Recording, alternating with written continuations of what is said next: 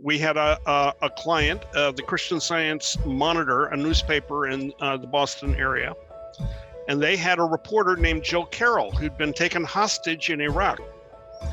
And she was held for 82 days. Her driver and translator were killed on the first day, and everyone thought that,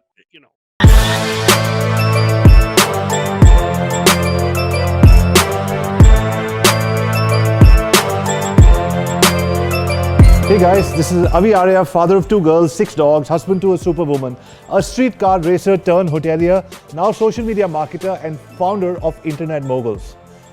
Welcome to my channel. A heart for life. So Greg, before we get started, we'd love to hear your story. Oh, my story is a long and very strange tale, and I got into YouTube sideways. It was not my plan. In fact, think of this. When I was growing up, getting into YouTube was not an option. Now, I got here, I had my own agency. It's called SEO-PR. And in 2006, we had a client, the Christian Science Monitor, a newspaper in the Boston area. And they had a reporter named Jill Carroll who'd been taken hostage in Iraq. And she was held for 82 days. Her driver and translator were killed on the first day. And everyone thought that, the worst, basically. Sure. And at the end of 82 days, she was freed and came home, spent some time with her family in Ann Arbor, Michigan, and then went back to work and sat down and wrote an 11-part series on what it was like to be a hostage. Wow. And think that any day they're going to come kill me. And I got hired to, quote, promote the story, because the editor at the newspaper was thinking at the time, this is going to be published in August. Everyone's on vacation in August. No one's going to read it. I've got one of the best stories going. What can we do to reach out to people? And so my agency got hired to promote the story. And I went to all the editors of the major media. So I went to CNN and I went to ABC News and I went to the Huffington Post, and I basically said, I'm here to talk about the Jill Carroll story. We can get you 150-word excerpt, an exclusive excerpt from her 11-part series, so that you'll have some content ahead of time. I can get you a photo of her. If you will break the story, when we break the story, so we can drive traffic to the newspaper site. And every one of the first 5 editors that I talked to said, do you have any video? And I didn't. Right. But my son was working for me that summer. He was in college at the time, and how he came to be, whatever. So he was in place. He said, Dad, I can put a YouTube video together this afternoon. And I said, that's what you're learning in college? He said, well, no. I mean, I'm studying history and other important subjects, but yeah, I've learned how to do that in college. So he put together a short YouTube video. We uploaded it, and I went back to the editor of all these major media and said, we have a YouTube video. Will that work for you? And they all took the story. And in the first 24 hours, we got 450,000 unique visitors to the Monitor website. We got 1 million page views. All of that was 7 to 8 times higher than their normal daily average. Nice. And I looked at this YouTube thing and I thought, this is probably something I should pay more attention to. Of course. So I was not a visionary. My son made me do it. Awesome. Lovely. And, everything in our community has a how-to topic. So before we, let you start with your presentation, what is the how-to topic for today? Oh, the how-to topic is how to become a YouTube expert in less time than it took me to become a YouTube expert, which is about 15 years. And oh, by the way, I had a lot of trial and error. I made a lot of mistakes, so you can learn a lot from mistakes. And what I want to try to share with you is a way to become a YouTube expert, how to become a YouTube expert in less time than it took me. That is fantastic. Ladies and gentlemen, how many people are excited to learn how to become a YouTube expert? Just type excited in the comment box, and we're going to let Greg share his screen and share a presentation with all of us. All righty. Greg, take it away. All yours. All right. Well, again, I love to be in a situation where I can under promise and over deliver. So by the end of this presentation, you will be farther along the journey to becoming a YouTube expert than I was when I first uploaded my first YouTube video in August of 2006. Now, there is an alternative way to become a YouTube expert. And I just want you to know what it is in case you want to consider it. I know a lot of people are interested in getting there. And the answer is all you have to do is write a book.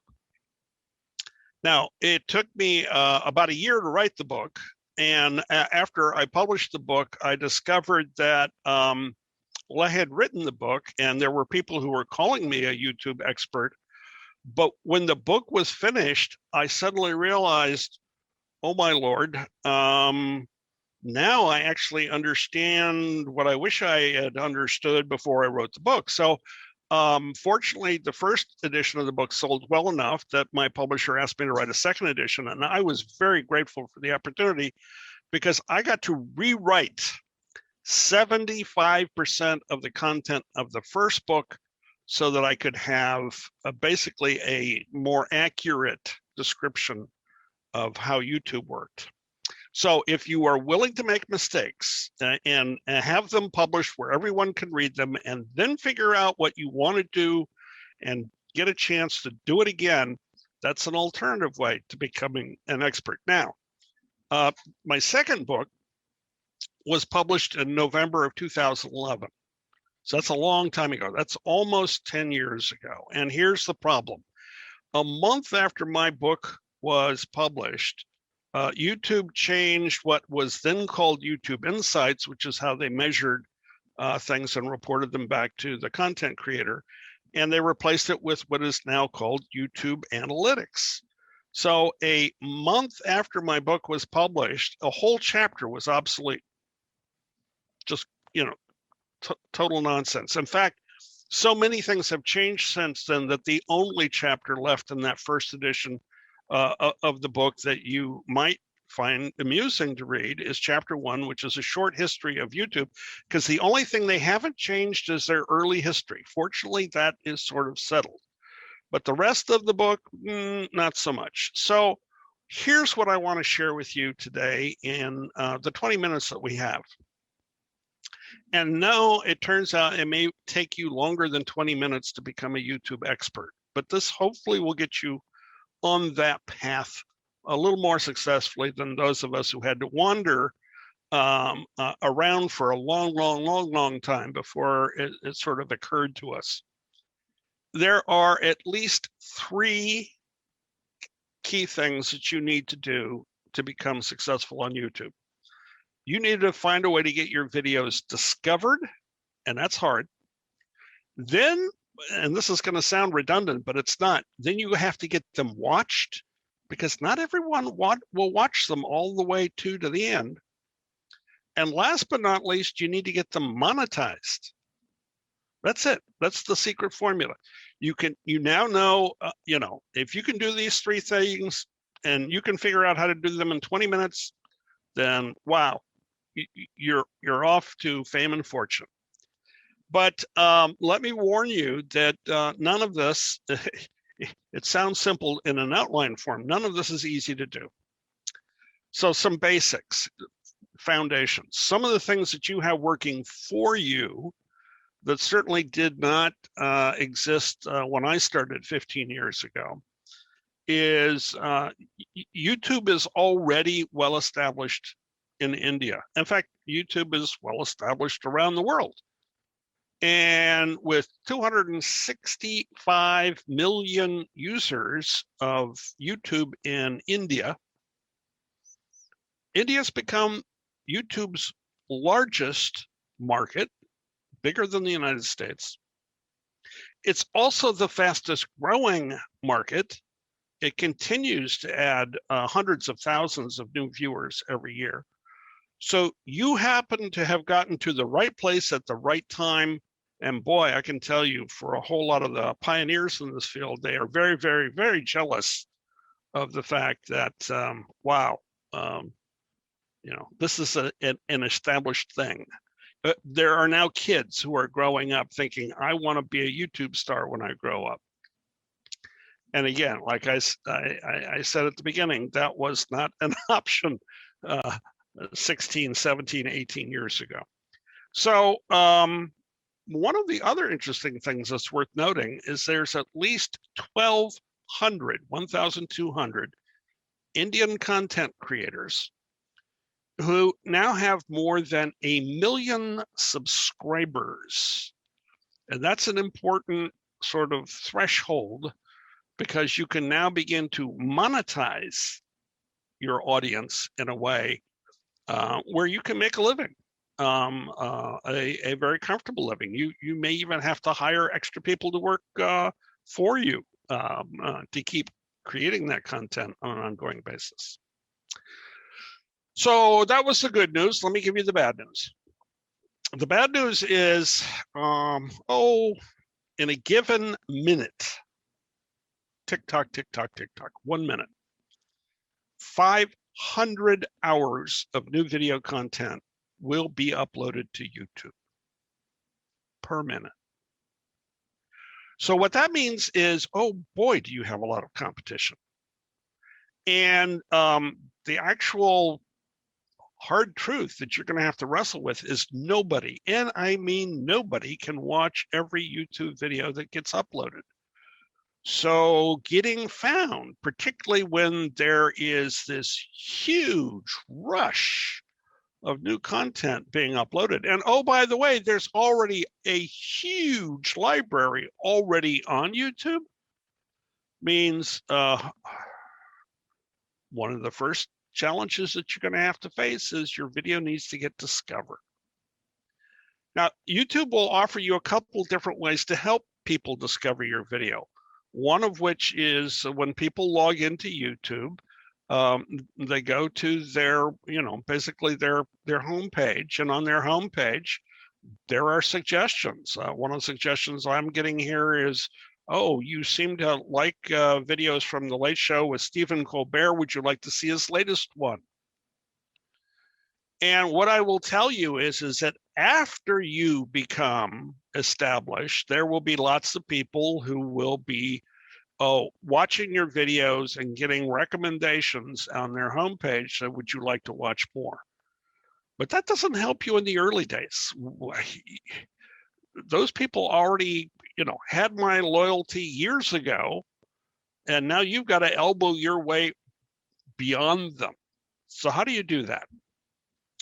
Well, it turns out, in addition to being really large, YouTube is the world's second largest search engine after only Google. In other words, people will type into the YouTube search field questions about topics that they are interested in seeing video content about. And that's the other primary way that people will discover your videos, YouTube search. And their search and discovery system has a couple elements, but one of them is they want to help people find the videos that they're searching for. And how do they match that up? Well, YouTube can't watch your video. It doesn't know what that content is. They're working on that technology, but it's not there yet. So what they do is they basically look at your title, your description, and your tags, and some of the other metadata that you have. In other words, they're looking at the words that you've added around your video, and they are making decisions to say, oh, if somebody is searching for funny video, is funny video in the title? in the description of the video, does the word humorous turn up? Because that's a synonym for funny. Or in the tags, does funny video exist in the tags? So a lot of video content creators think that the hard part is creating the video. And the answer is, yeah, that's hard. We'll get to that. But you also need somebody who can describe that video using optimized titles, descriptions, and tags. And here's the shortcut. Your title should be about 50 characters long. Include the keyword near the beginning, and make the title engaging enough to get someone to click on it to watch the video. Your description can be anywhere from 50 to 150 words long. I'm actually writing descriptions in about the 300 word length. But the point is you can use your keyword 1, 2, 3 times in that without basically beating it to death. And please minimize your use of boilerplate. Don't drop that into your video every time you upload a new one. And tags are really important in YouTube, and you can have a lot of them. I usually have 20 or 30 in the videos that I optimize. So this is the secret sauce to getting your video discovered. Now, how do you find these search terms? Well, there are a couple of different techniques, but let me share one that you can see visually. It's called Google Trends. And if you go to Google Trends, it's free. And if you do a search, one of the things that it will show you by default is this is the search trend for Google. It's called a web search trend. Okay. But if you basically mouse over that where it says web search and look at your options, one of the options are going to be YouTube search. And you can even do YouTube search for India, or as you can see in this example, YouTube search trends in India between, let's say 2 years ago and last week when I created this presentation. Why? Because I wanted to show you that there has been a spike in interest around this phrase coronavirus. You may have heard of it. But guess what? 2 years ago, nobody was searching for videos about coronavirus. It came out of left field and suddenly had a huge spike. All right, that's fine. But this is the interesting correlation. The spike in coronavirus coincides with a spike in searches for news. I don't know if you're in the news media business, but if all of a sudden people are looking for news because something is happening that people need more information about, then boy, I'd want to be creating a coronavirus news video. That's one of the ways that you can use this tool, not only to find the search terms that people are looking for, but to recognize that over time they will change. And there's a lot of opportunity in using this tool. You can spot a lot of trends early.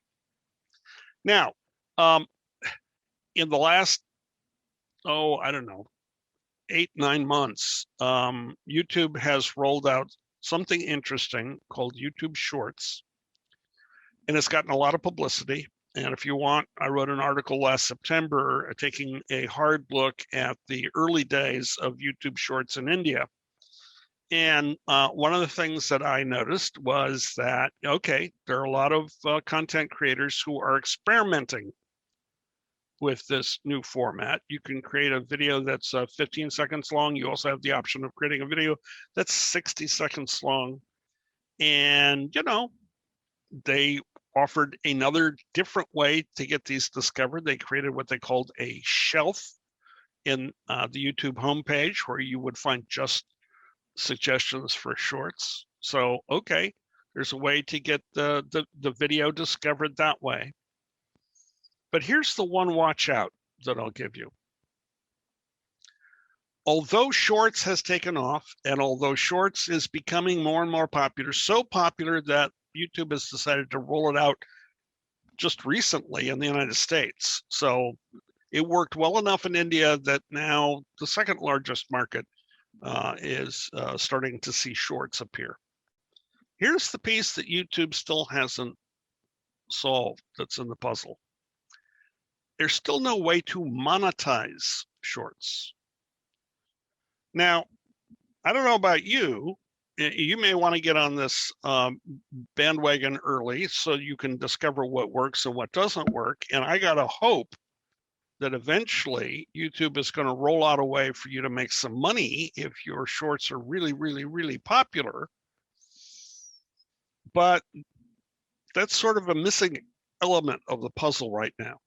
And we'll get to monetization because there are other ways that you can monetize things on YouTube. But I just wanted to sort of raise that red flag here. Now, you've gotten your video discovered. Hooray! That's the first step, but it's only the first step in a multi-step process. The next step is people need to watch your video because a lot of people will start watching your video, but you're going to lose about half of your audience in the first 20 seconds. They're going to take a look at this and go, ugh.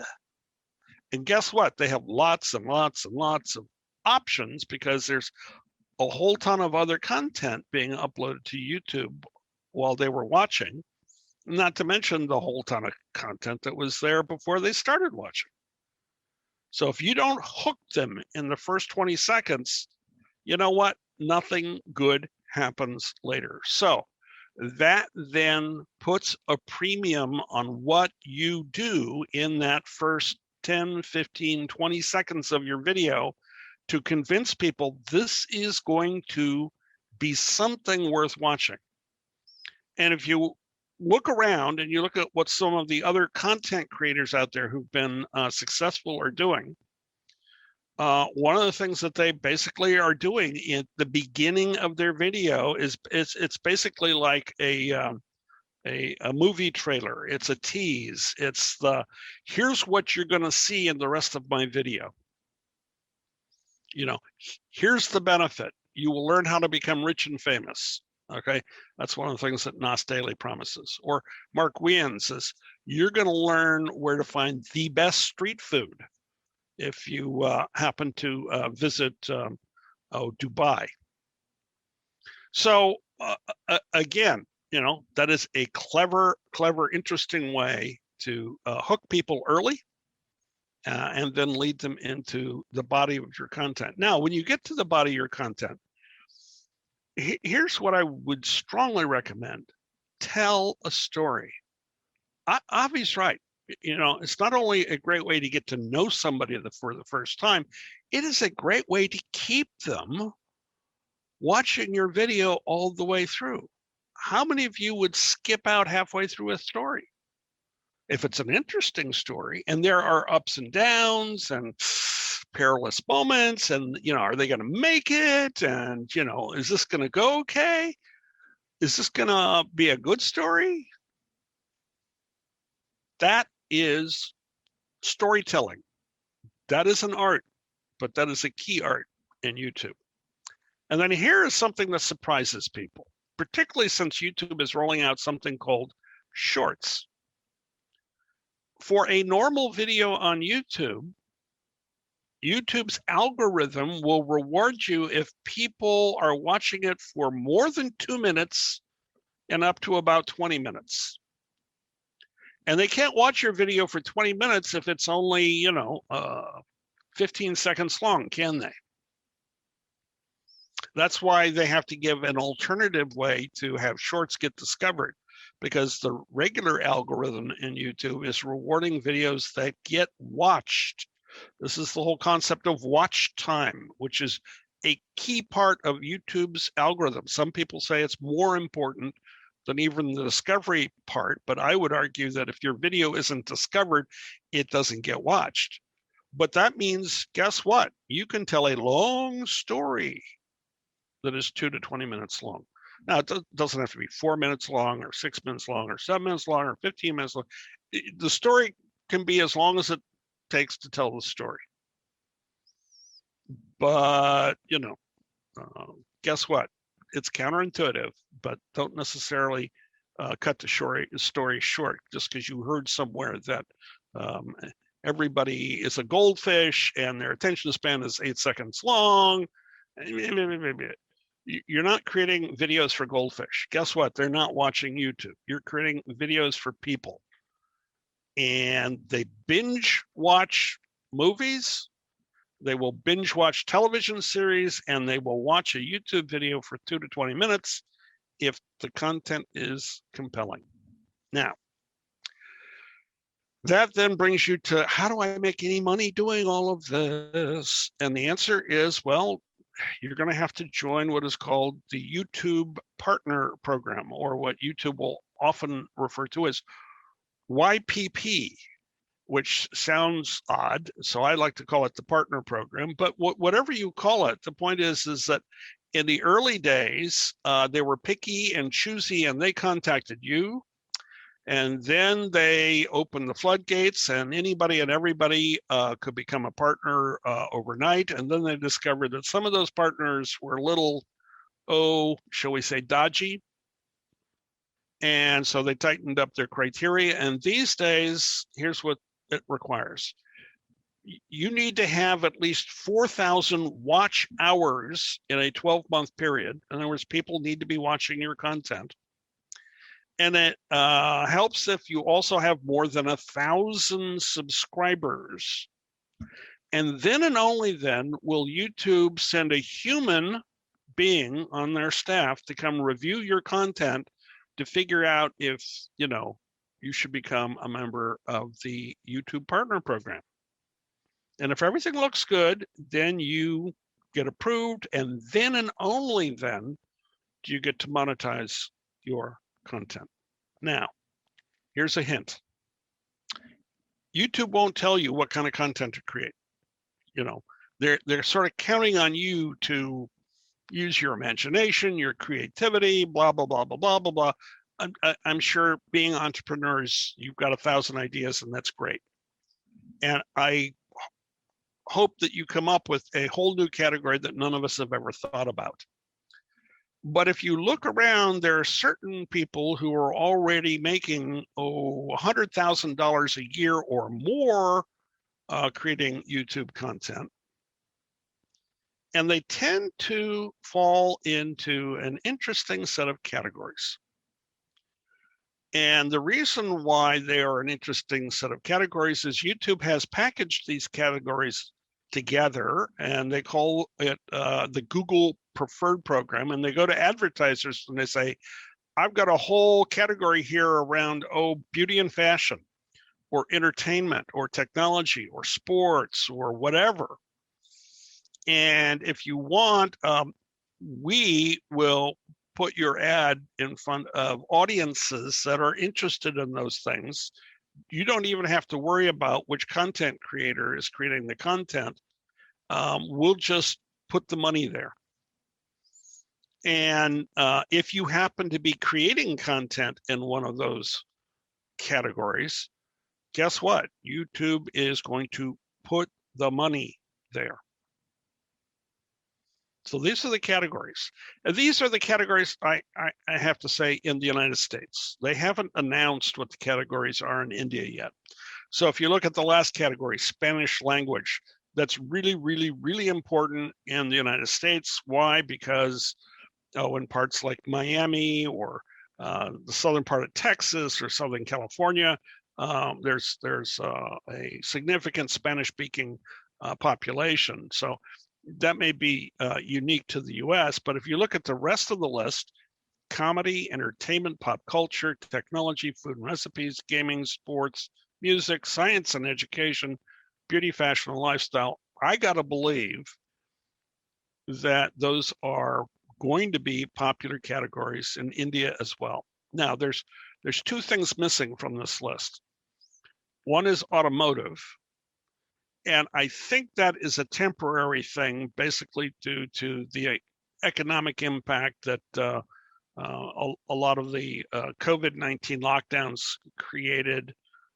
People aren't buying cars as much. I got to believe that, as the economy rebounds, automotive may get added to this list. The other one, of course, is travel and tourism.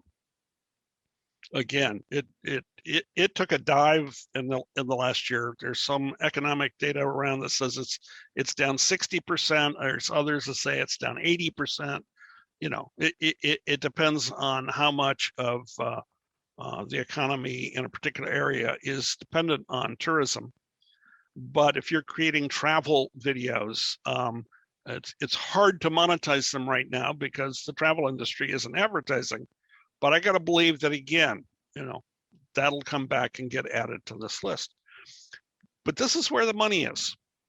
This is what I hope that will help you shortcut your way to fame and fortune. Now, that leaves a lot of people starving, doesn't it? Because not everybody's creating content in those categories. YouTube understands that. So they've come up with a variety of other ways to monetize your video content. One of which is called Brand Connect. And the shorthand version of that, it is for influencers. So it's an influencer marketing program. Right now, it is only available in the US. I suspect it will get rolled out in India at some point. An entrepreneur may want to move faster and open up a influencer marketing platform in India before YouTube does, but that's up to you. But the point is that in a influencer marketing program, you aren't worried about advertising. The sponsor basically gives the money to the content creator to create a video in a genre or about a particular product or brand. Then there's some other options like super chat and super stickers or channel memberships. And again, if you've got a smaller, passionate audience, there are ways that they can support you financially without you being dependent on getting a lot of advertiser. Or you can sell merchandise, T-shirts, whatever. Things with your logo or brand on them. And YouTube is allowing that now too. So there you have it. That's less than 15 years. See, I kept my promise. No, you may not be an expert yet, but at least you're on the right path. Because YouTube's algorithm is trying to help people find the videos they want to watch. That's why you need to optimize your title, your tags, your descriptions. And then they also want to maximize long-term viewer engagement and satisfaction. That's why I think watch time is a huge goal that you need to focus on. And if you do those things, then you can monetize it with advertising. If you can't do those two things, if you decide to go to a way of creating, let's say, YouTube Shorts, then you're going to need to find some alternative way to monetize them. And I think, although they are not there quite yet today, I think those are we're going to see them soon in 2021. Of course, the alternative is you just wander around like I did for 15 years, and who knows, maybe you'll get lucky. So Avi, that's my story, and I'm sticking to it. I said thank you very much. That was a fantastic story, guys. What's the one thing what was your biggest takeaway in the last 25 minutes? Give us one of your biggest takeaways. Drop it in the comment. If you're on Facebook, on YouTube, let us know what was your biggest takeaway. Okay, I see one says categories, 2 to 20 minutes. Yep. Well, let me tackle it quickly. It turns out in the early days of YouTube, there were a variety of people who tried to acquire YouTube. Google beat them out in 2006 by buying YouTube for $1.65 billion. Not that I focused on the number very long. But one of the companies who got beat out in the rush to buy YouTube was called Viacom. And having really, really desperately wanted to own YouTube and being really, really, really upset that they lost out, they did what many Americans do in a situation like that. They sued. And what they decided to do is, oh, I know, we'll sue YouTube for plagiarism, for copyright infringement. There are a lot of people who are taking content from our shows and just putting them up on YouTube. And, we deserve a lot of money because, this is wrong, wrong, wrong. Well, one of the ironies is when it went to court, what got discovered was, yes, some of the people who are taking content from Viacom and uploading it to YouTube were Viacom employees. So they didn't win that lawsuit, but it made YouTube really, really, really, really nervous about charges of copyright infringement. So they have created what they call a content ID system. And every time a video is uploaded, particularly if it's in the music category, but also any other kind of category, so it could be a comedy, it could be a movie, it could be whatever, it basically gets a fingerprint. And one of the things that YouTube will do for particularly big copyright owners is say, join our content ID system, and if anyone steals your content, we're going to give you 3 options. Option number 1 is you can shut them down. Option number 2 is you can let them continue running the video, only any monetary activity. If there are any advertising around this video, you get that money, not the person who copied you. And the third option, which actually almost nobody ever uses, is, by the way, you can just monitor this and watch it and see, I don't know, maybe it was an experiment. Maybe you're trying to find out if there's an audience for a particularly a new genre of content, whatever. That you rarely see that. But the point is, if you create the content and somebody else rips you off by just copying and uploading it to theirs, you have a way to flag them, and you have a way to use the YouTube content ID system to basically prevent them from making money off of your creativity. Excellent. Excellent. Okay. Got some other stuff in here. TubeBuddy or vidIQ? Good question. I use both. Why is it either or? If you got a tool that helps me one way or the other, I'm going to use it. So, and by the way, if there's enough money involved, you don't want just a hammer in your toolkit. You want a hammer, a saw, a screwdriver, and a few other tools. So yeah, if the tool works and adds value, add it to your toolkit.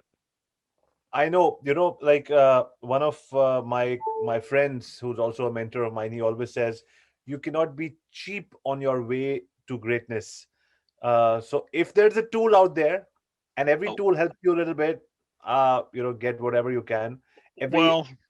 Instead of using your mind. But how long have you been using TubeBuddy? TubeBuddy, okay. Boy, years blur. I'm going to say 7 years. Wow. Nice. But I'm getting old, so it could be 6, it could be 9. Let's put it this way. Longer than I can go back, and I remember meeting them at a conference. So this was before COVID, so they were still holding conferences. Social Media Marketing World San Diego? Yeah, it could be.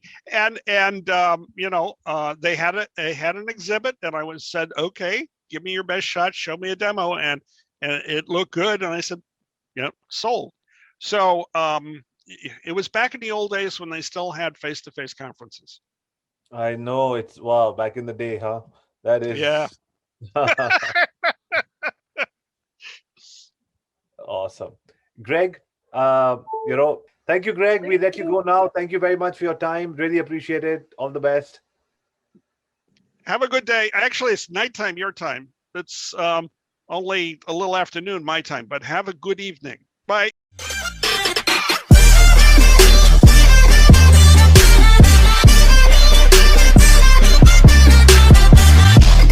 Show.